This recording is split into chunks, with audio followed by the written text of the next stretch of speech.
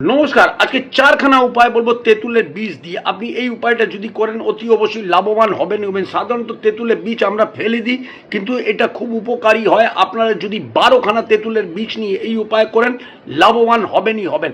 আপনারা কি করবেন, 12টা তেঁতুলের বীজ সামনে রেখে 11 বার গায়ত্রী মন্ত্র পাঠ করবেন। ওম ভূর্ভুবঃ তৎসবিতুর্বরেণ্যম ভর্গো দেবস্য ধীমহি ধিয়ো ইয়ো নঃ প্রচোদয়াৎ। এই মন্ত্রটা পাঠ করার পর যে কোনো দিন এই ক্রিয়া করবেন। আপনি অশ্বত্থ গাছে গোড়ায় চলে যাবেন। সেই গোড়ার দিকে একটু মাটি সরিয়ে তার মধ্যে 12টা বীজ রেখে মাটি ভালো করে সমতল করে আপনি বাড়ি চলে আসবেন। আপনার বাড়িতে যদি কালা ক্লেশ অশান্তি ঝুট ঝামেলা চলছে, সেটা ভালো হবে। আপনার কাছে টাকা পয়সা আসছে, আপনি টিকিয়ে রাখতে পারছেন, অযথা খরচা হয়ে যাচ্ছে, মা লক্ষ্মী স্থায়ী হতে বাধ্য হবেই হবে। 3 নম্বর হলো, আপনার স্বামী স্ত্রী যদি ঝুট ঝামেলা চলছে, সেটা ভালো সম্পর্ক হবেই হবে। 4 নম্বর হলো, আপনি যদি কারোর কাছে টাকা পয়সা পান, আদায় করতে পারছে না, সে নিজে এসে বাধ্য হয়ে যাবে আপনাকে টাকা দেওয়ার জন্য। আপনি এই উপায়টা করুন।